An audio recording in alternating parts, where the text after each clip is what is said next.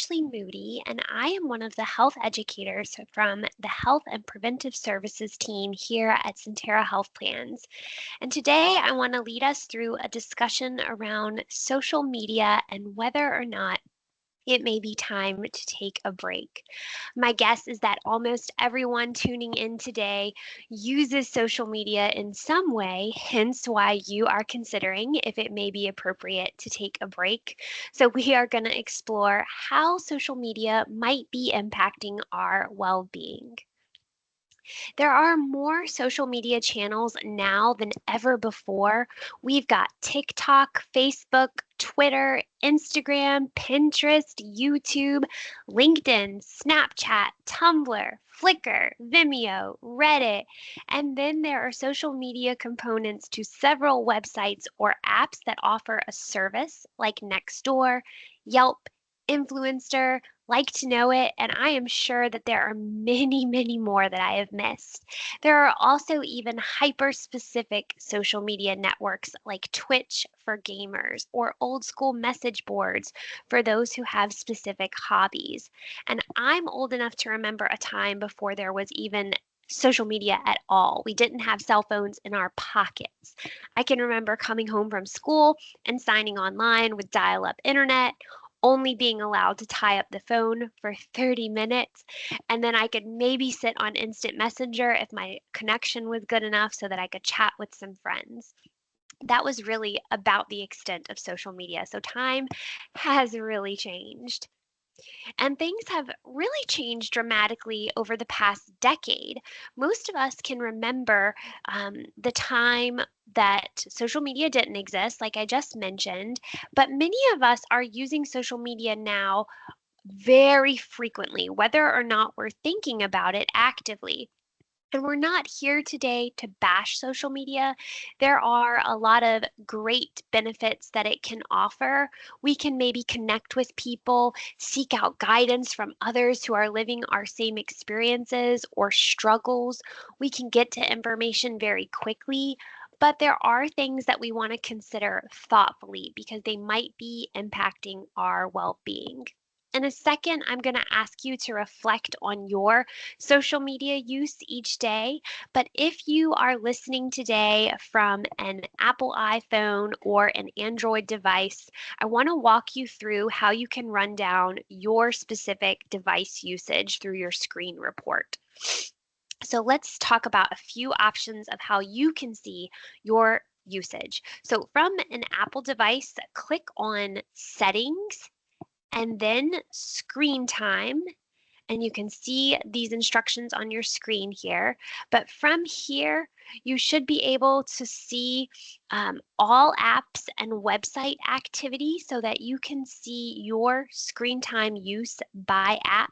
And if you want a really detailed report, when you click that See All activity, you can actually see how that breaks down weekly and daily by different averages, by category, and even by application.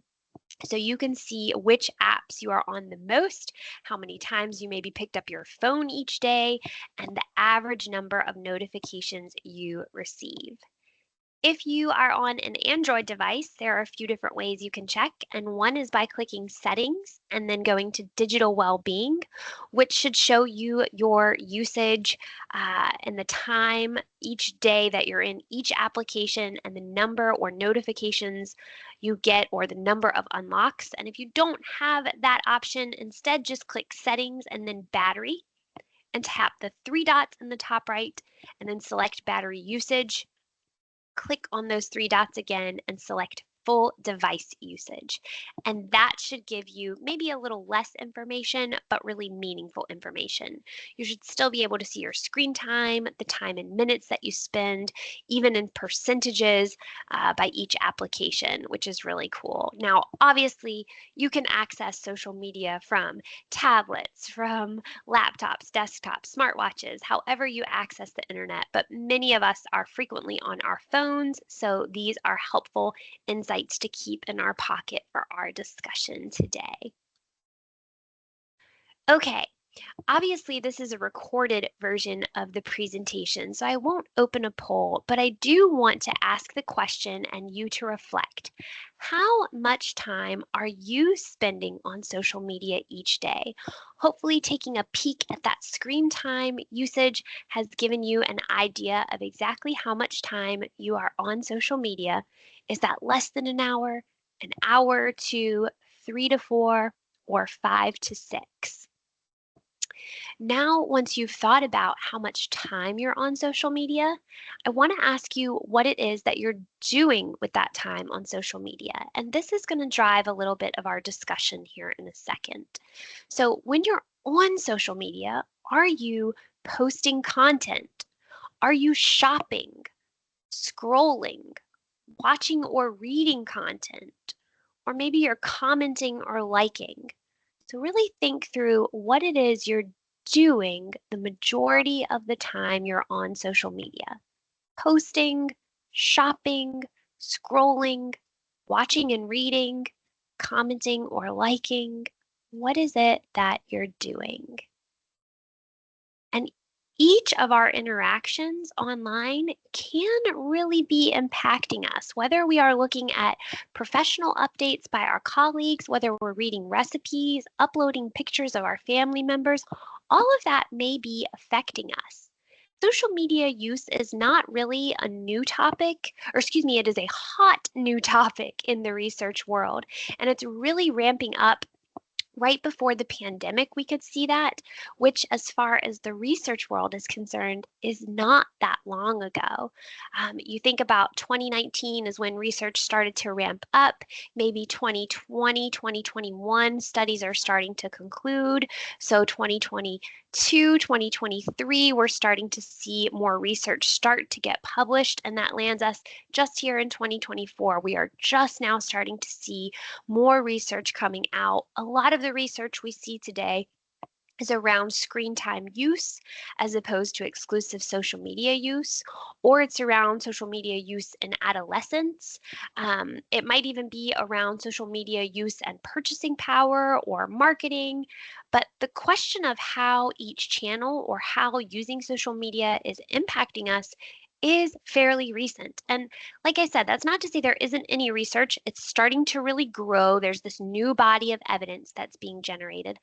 However, right now, those results are so new and they're kind of inconclusive and often they're contradictory. Some research supports that social media usage can improve our happiness, our self esteem, our satisfaction with life, whereas other studies illustrate an increase in depressive risk, anxiety, and disappointment from comparison to others.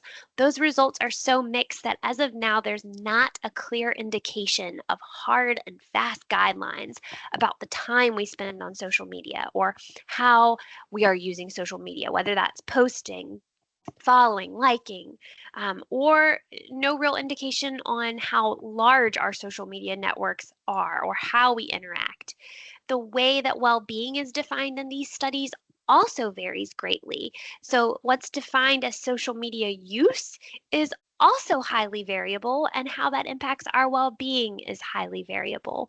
So, there's a lot of different intricacies in different platforms, but each study really is ending with a very similar call to action that we need more and better research. So, that is a key takeaway today. We really need more and better research. I did, however, stumble upon one recent article that suggested that both Facebook and Instagram may correlate with reduced well being and lower reported self esteem and higher reported incidences of repetitive negative thinking. That was one of the few studies I saw that called out specific platforms. I imagine in the next few years, as more and more data is published, we're going to start to see a greater body of evidence for the impacts of social media. Nonetheless, we are still going to have a meaningful reflection and discussion today that's really going to encourage us to think about our own habits and critically review what we are using, how we're using it, and what we may or may not be getting out of social media. So, my last question for you is how many social media platforms are you currently on? And again, this is a recorded version, so we're not doing a live webinar. So, I'm just asking you to think through, are you on one social media platform, two, three, four? Maybe it's more than that. The average adult uses 5 social media channels, and that is according to a large meta-analysis, which was comprised of lots of systematic reviews. Altogether, that summed up to hundreds of different studies, and it indicated that the average adult uses about 5 different social media channels. These are often used to do a variety of things, which can really be summed up as either interacting privately or publicly with friends, family, and acquaintances.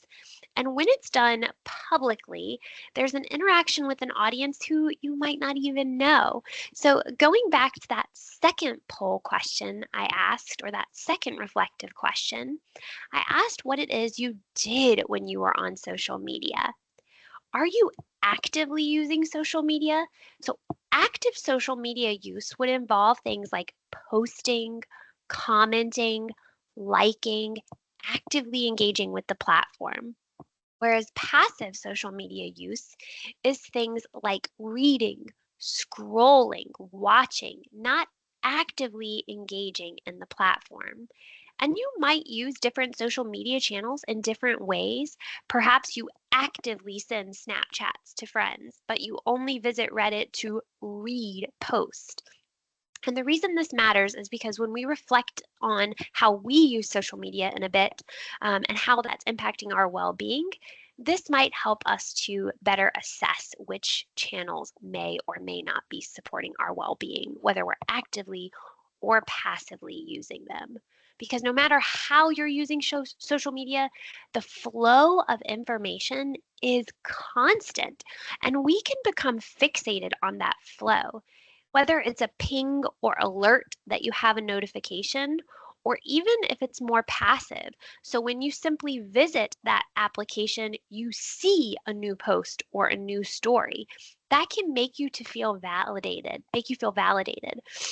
And that feeling is very similar to what we experience when we win something or when we eat one of our favorite foods. We are getting a reward. And that feeling comes from a chemical reaction in our bodies triggered by the release of dopamine. And dopamine is the neurotransmitter that plays a role in our sense of pleasure. In addition to a chemical reaction, there's also a degree of conditioning at play. Who can remember Pavlov? Pavlov was a psychologist who studied dogs. He would ring a bell before he would feed his dogs, and this started to communicate that the meal was coming. When they heard the bell, they knew it was supper time. We might even do that with our own animals. Maybe we don't ring a bell, but maybe we yell supper, or maybe they hear us opening the food and they hurry our way. What he started to learn was that even before food hit the plate, after the bell rang, the dogs began to drool in anticipation of the food.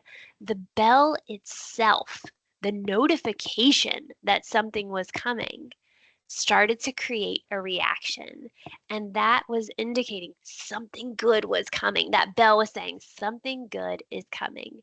Similarly, we enjoy opening our social media apps and the notifications or the updates, the flow of information that social media provides. We are naturally drawn to re-pick it up and mindlessly check because just like that bell elicits a reaction, we are anticipating something good several times throughout the day because whether we know it or not, we are seeking that reaction.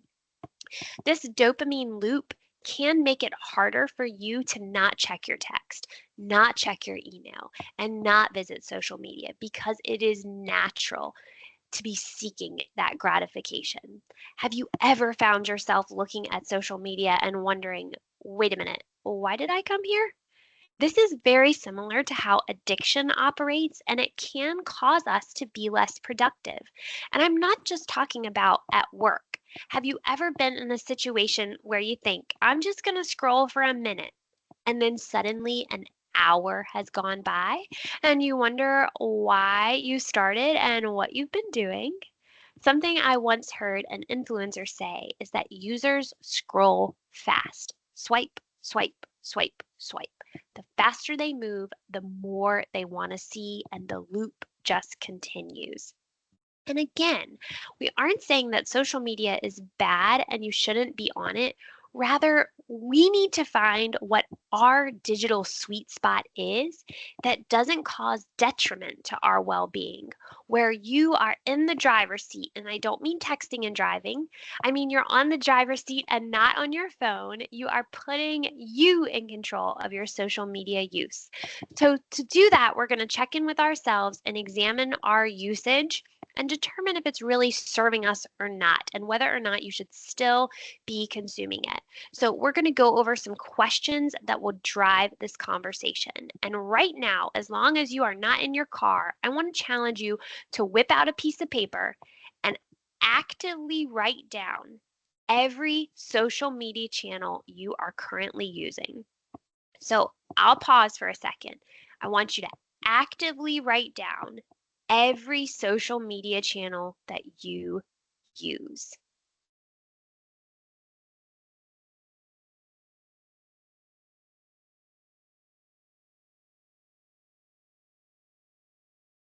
Okay. If we were live, I would continue to pause longer, but I know this is the recording, so if you need a minute more, hit the pause button and keep writing. Otherwise, we are going to keep moving, but we need to keep this piece of paper handy because we will reference it and add to it. This first question that we're going to go through. I want to know how you feel after you use each of those social media channels that you just listed. So if you wrote down Facebook, write a note about how you feel after you use Facebook. If you wrote Instagram, write how you feel after you use Instagram. I want to push you to write something beside each individual channel because each might make you feel differently. I know I feel differently after I use Snapchat than I use Instagram. So, some probing questions here. Do you feel connected? Do you feel left out? Do you feel like you found something meaningful? Do you feel more anxious than before you started using this? Do you feel more creative? Do you feel less creative? Did you get a quick escape and feel like you got to walk away from reality a little bit? Or did you walk away and feel angry by something you saw frequently? So I want to share an example of this, of how I feel for this question. One of my favorite hobbies is interior design. I am not a designer. I just really like DIY. I like looking at beautiful spaces. I like looking at them in magazines, online, home tours. I really enjoy following influencers for home decor and shopping tips, and I find joy in creating a pretty space for my family. A few years ago, for my birthday, my very kind husband treated me to custom pillows for our couch. This was such a thoughtful treat. He knew it sang to my love of interior design. This was so much more than just ordering a pillow online. I got to pick out the fabric, the weight of the fabric, the pattern of the fabric, the stitching, the edging on the pillows, the cording, the dimensions, what stuffed and how stuffed those pillows were, and I got to pick out complementary fabrics. It was a really exciting journey for someone who loves design. I cannot iterate how thoughtful that gift was. I spent a lot of time researching, looking at options, making my decision. And when I purchased them, I was so excited. They took a while to arrive because they were custom made, sewn just for us. But once they arrived, my friends and family would compliment them. Oh my goodness, I fell in love. I was on cloud nine. Everything was great. A few weeks later, I get on social media and start looking at my interior design stuff again. And suddenly I started to question, wait, did I make the right choice? Would these pillows have been better? What if I had gotten this color instead? Am I going to get sick of the colors I chose? Should I have shopped here instead of here? Did I spend enough? Did I spend too much? Was I reckless? Should I have thought about this more? Should I have spent more? On and on and on. Social media flipped the excitement and the confidence that I had around an incredibly thoughtful gift right on its head. And it was during that time that I realized how I felt after I used a certain social media channel. When I would spend too much time on that channel, I would feel less than. I was comparing myself to people who have very different budgets than our family, very different time, the freedoms, and I was coming up short. I did not like the way that that felt. So ask yourself, how do you feel after you use a certain social media channel? Because I quickly found out I felt worse and I felt less than after using a certain social media channel. After you have thought about each of those channels, let's go on to question number 2. Moving through each of them again, ask yourself, is this contributing to my well-being? So if you jotted down Facebook, let's start with Facebook. Is Facebook contributing to my well-being? Is Instagram contributing to my well-being? Your answer could be a yes, a no, maybe you're unsure. Some signs that you are not supporting your well-being would be if you're staying up later than you would, because maybe you're on social media and you're having a hard time falling asleep or staying asleep, or if social media is making you feel or become less productive.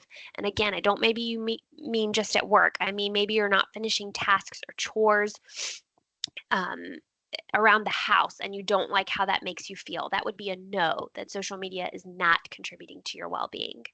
Maybe instead of looking at recipes and meal plan inspiration, you actually need to write down a grocery list and go to the store.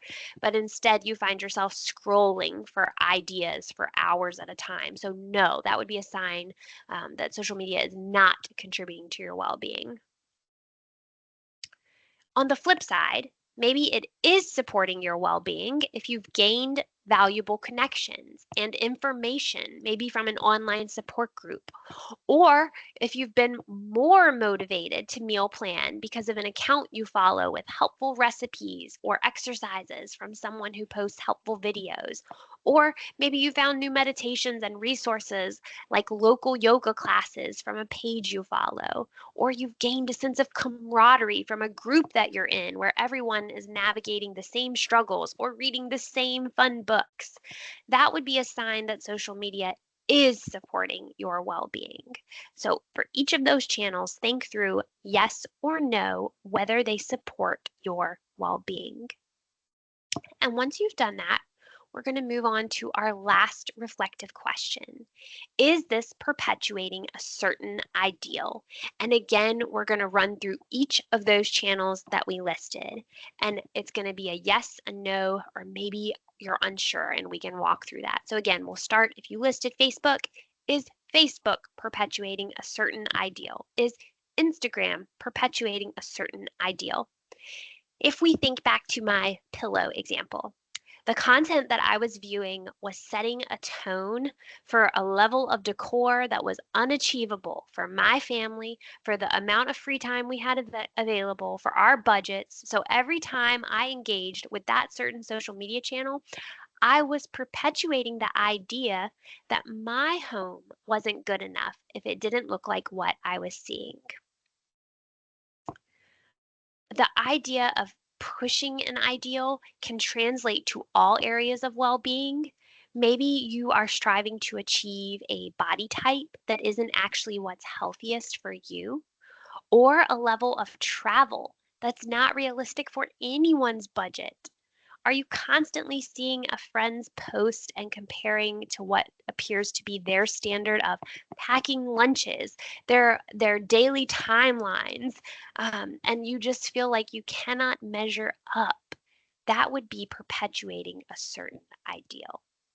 So these 3 questions that we just walked through Come back to them often because they can help you to become more aware of the media that you are consuming or engaging with.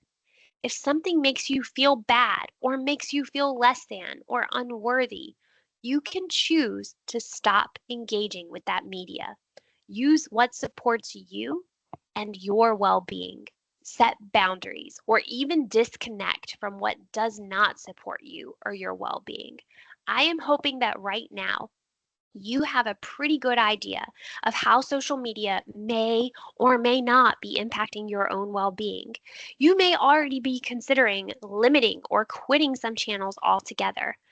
But if you're still unsure of how social media is impacting your specific well being, I want to challenge you to try stopping for a few days to see how going without social media makes you feel. This can help bring attention to how frequently you're using social media and the feelings that are being generated by social media. And if you aren't ready to quit a channel or you need to refocus how you use it, let's talk about how we can do that, how we can set some boundaries so that we're better supporting our well being. Some simple steps. First, turn off alerts. Keep only the essential notifications and remove that sea of alerts that you may be receiving so that only essential things are coming through.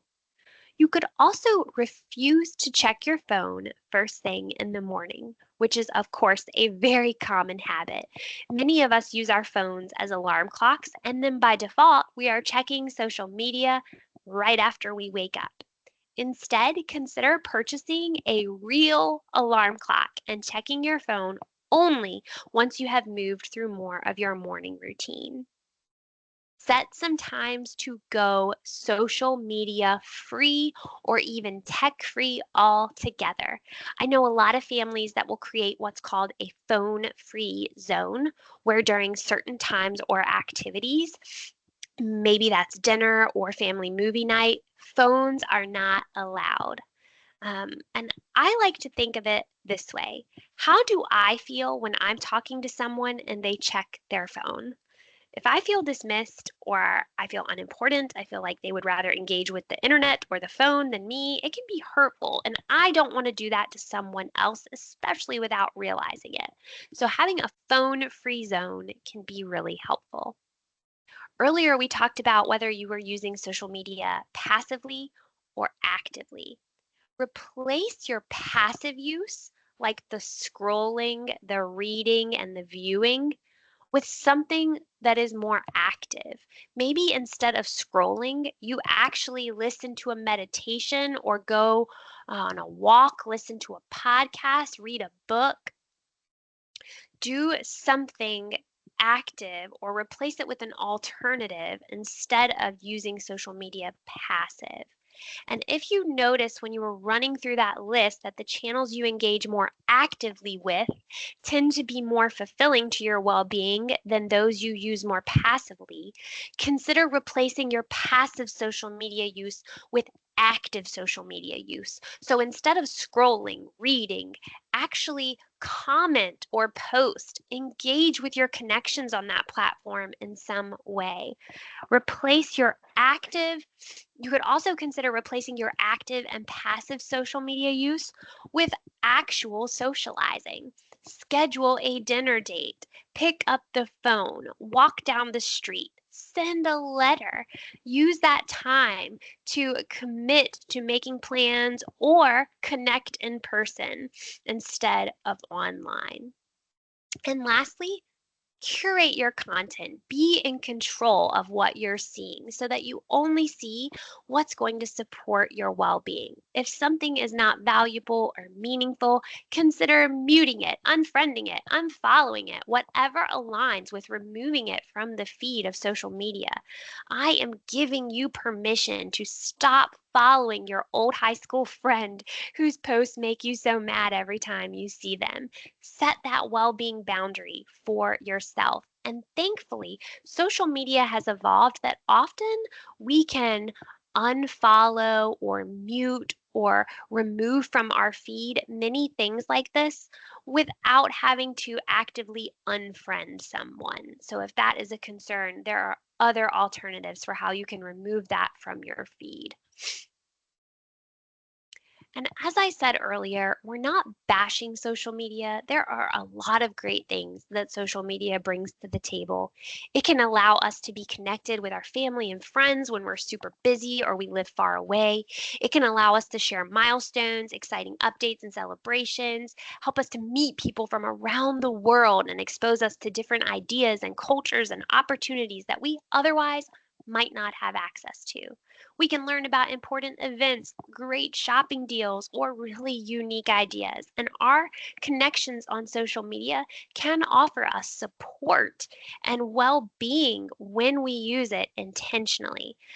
I want to empower you over the next few days and weeks to reflect on your social media use and each of the channels you use, and whether or not you feel they are truly supporting your well being. Because if they don't, it may be time to make a change. Technology is only going to keep advancing. Social media is here to stay. So it is important that we set some boundaries for ourselves so that we're in the driver's seat and we control if and how we use social media. As a member of Sentara Health Plans, you have exclusive access to different resources to support you during this time of perhaps limiting or pivoting your social media usage. You have access to something called WebMD Health Services, and WebMD Health Services offers a wealth of content and support, including the Stay Connected Daily Habits, which can support you in creating a plan to be more social in real life in effort to combat loneliness or overusage of social media. And you can access WebMD Health Services from CentaraHealthPlans.com or through the SHP mobile app, which is available for you to download or use from the App Store or from Google Play. Simply log in or create an account if you haven't done so already. All you're going to need is your insurance card. And if you're not sure if you have an account, contact member services using the number on the back of your card and they will help you. Additionally, if you have tried to set boundaries or ditch social media and been unsuccessful, or worry you may be struggling with what feels like an addiction, consider reaching out to a professional. Research options that you may have through your employer, like employee assistance programs. If your employer uses Sentara EAP or Sentara Employee Assistance Program, that information is listed on your screen for you here. And with that, I want to thank you all for tuning in today. I have appreciated discussing our social media use with you, and I hope you have a great day. Thanks so much.